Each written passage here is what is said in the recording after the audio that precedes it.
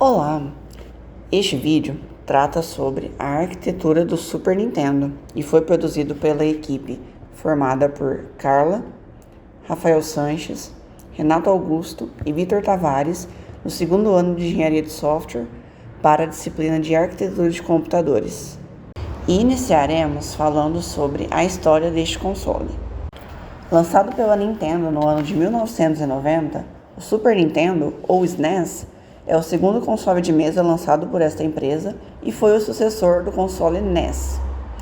O maior diferencial do Super Nintendo era que ele possuía um processador de 16 bits, em contrapartida do console NES, que possuía 8 bits.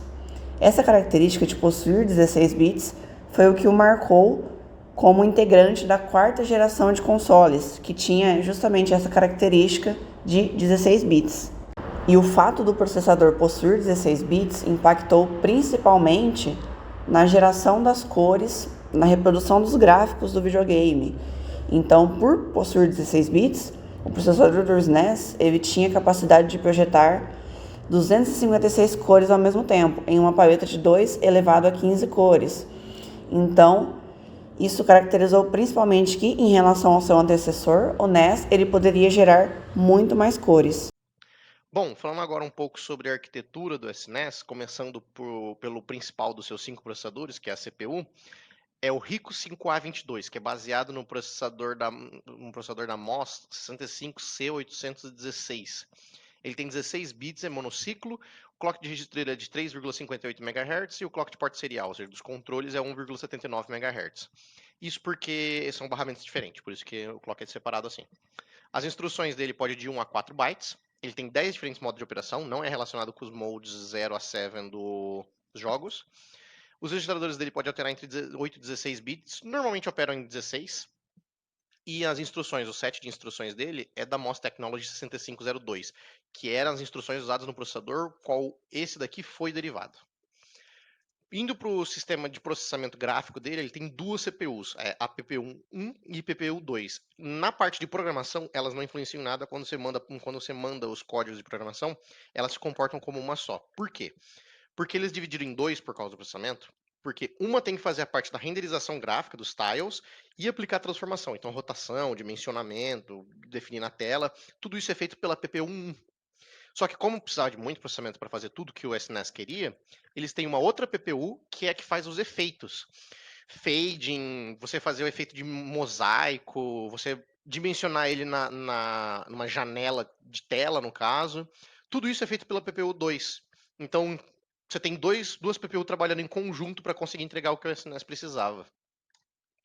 Na parte do som, tem mais dois processadores também.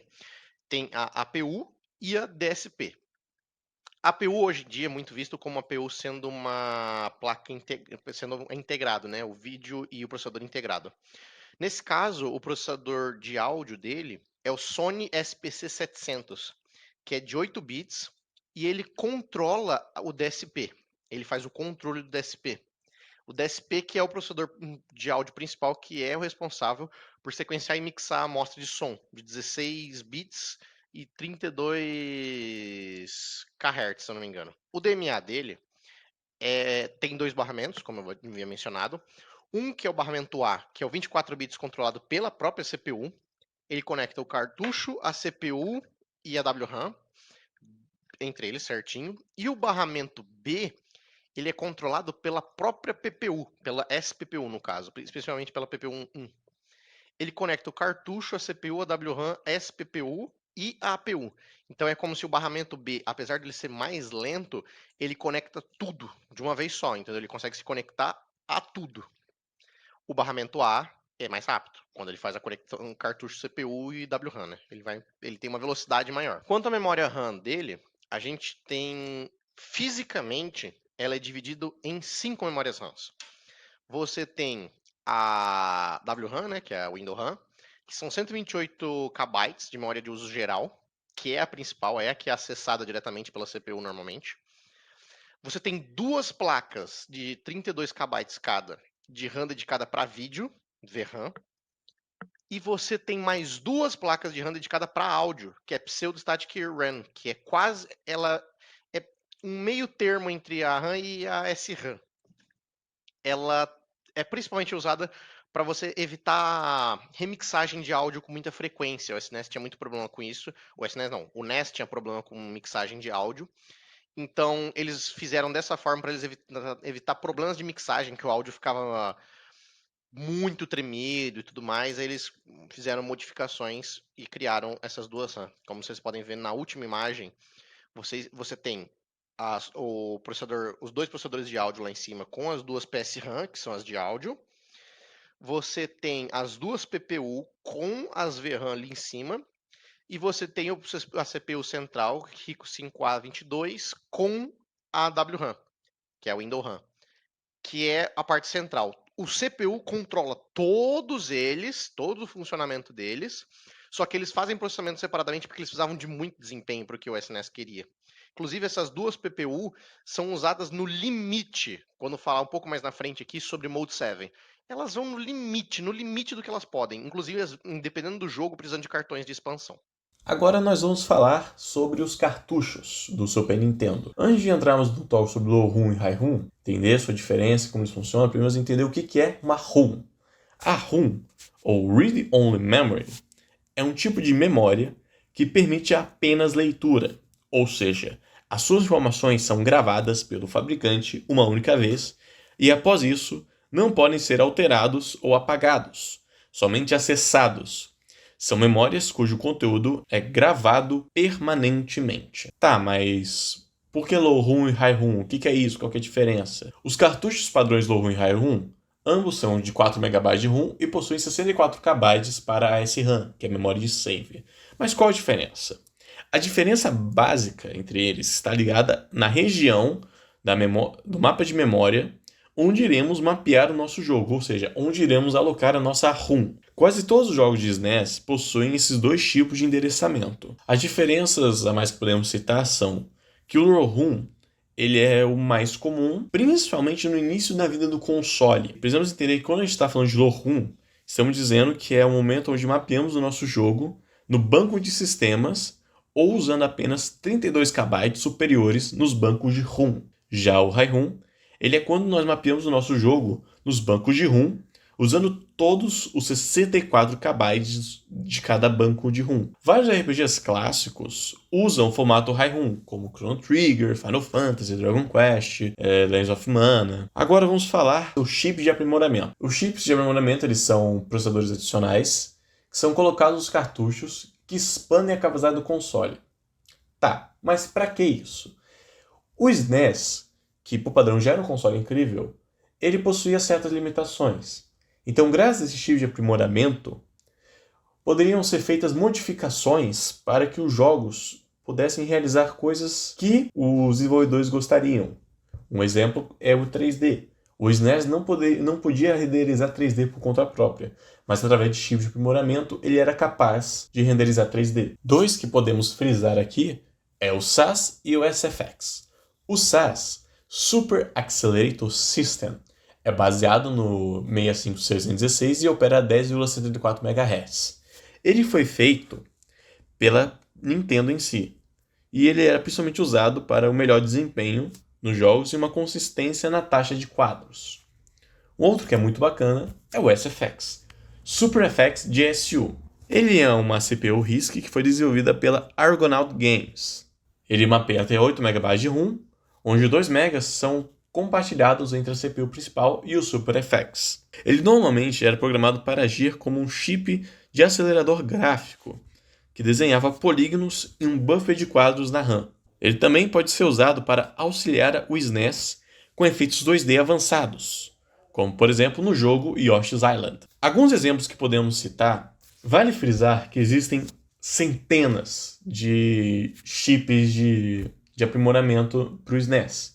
E como pode ser visto, eles não eram feitos apenas pela Nintendo. As empresas tinham a opção de construir seus próprios chips de aprimoramento. E existem chips de aprimoramento que eram feitos apenas para um jogo em específico e para mais nenhum. Alguns que nós podemos citar é o CX4, que foi feito pela Capcom, e a série de chips DSP. Alguns jogos de exemplo que utilizavam e abusavam do chip de aprimoramento é o Mega Man X2, que utilizava o CX4 feito pela Capcom, o Star Fox, que usava o Super FX, e o Kirby's Dream Land, que usava o SAS.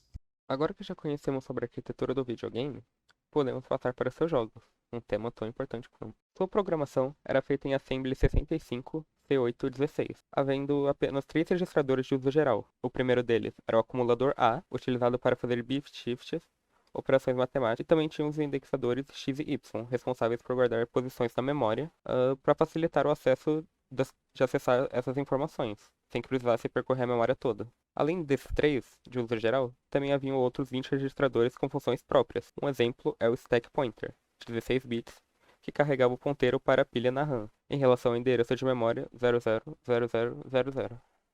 Passando agora para os frames, primeiramente temos o Tile. Sua dimensão é de 16 por 16 pixels, ele é comprimido para bits por pixel, ou BPP, que nada mais é do que a forma como o SNES trabalha com cores.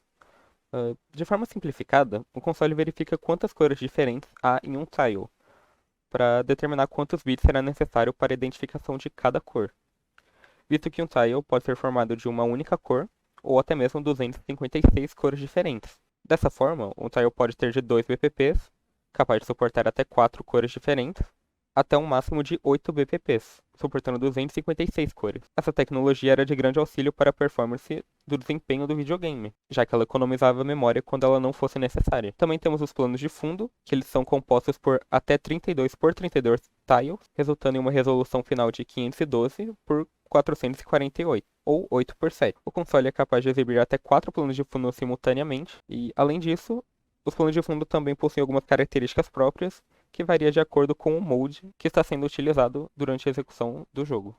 Como já mencionado, o Super Nintendo possui alguns modos diferentes para exibição gráfica e funcionalidades do processador de vídeo, sendo o Mode 7 o de mais destaque, que apesar de poder criar apenas um plano de fundo, era capaz de aplicar nele translações, escalas, rotações, reflexões e cifalhamentos. Assim, criando um efeito de pseudo 3D no plano de fundo. E esse efeito só era possível através de cálculos trigonométricos de seno e cosseno. Por isso, alguns registradores eram destinados apenas para realizar operações de multiplicação e divisão. O jogo F-Zero é um ótimo exemplo para vermos o funcionamento do Mode 7.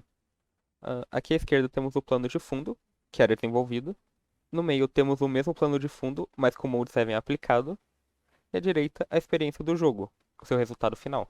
Aqui nós temos as duas versões do console, no qual à esquerda está a versão do Japão e Europa, nomeada de Super Famicom, e à direita temos a versão americana, o Super Nintendo. As duas versões são bem similares em relação à capacidade e funcionalidade, no qual suas maiores diferenças se concentram em questões estéticas, como na aparência do console, e também nos títulos dos jogos. Temos aqui alguns exemplos de jogos de Super Nintendo que se mostraram de extrema relevância para a indústria de jogos. Primeiramente, temos Super Mario World, um dos jogos mais conhecidos e jogados do SNES, já que ele era comum dele vir junto quando você comprava o console. Além disso, esse jogo também é um exemplo do que foi citado no slide anterior, visto que seu nome, Super Mario World, é apenas para o Super Nintendo. Para o Super Famicom, esse jogo é intitulado Super Mario Bros 4. Próximo exemplo, temos Super Castlevania 4, também um dos maiores nomes do Super Nintendo. Esse jogo é muito famoso por seus gráficos detalhados e coloridos, apresentando uma imensa variedade de cenários. The Legend of Zelda: A Link to the Past, lançado em 1991, é um ótimo jogo, bem reconhecido pela presença de puzzles e quebra-cabeças bem projetados, que, em conjunto com diversas batalhas contra inimigos e chefões, deixam o jogo bem desafiador. Super Metroid, de 1994, um título que sempre é referência quando o assunto é exploração não linear e uma atmosfera imersiva, tanto pelos cenários construídos quanto pela trilha sonora de destaque. Também de 94, temos Donkey Kong Country, que foi o primeiro jogo da trilogia Donkey Kong lançada para o Super Nintendo. Abrangendo de forma geral, os 3 títulos, além de serem referência por suas trilhas sonoras, também se destacam por seus gráficos impressionantes, feitos com a tecnologia de pré-renderização de sprites 3D, no qual um modelo 3D pré-renderizado era convertido para um sprite 2D, obtendo como resultado final um sprite 2D rico em cores e detalhes. Por fim, mas não menos importante, Chrono Trigger, lançado em 95, ele se destaca por suas mecânicas inovadoras, como a de viajar no tempo, no qual as ações do jogador irão impactar diretamente o restante do jogo, que conta com mais de 10 desfechos diferentes para a história. Aqui estão as referências utilizadas para a realização do nosso trabalho e obrigado pela atenção.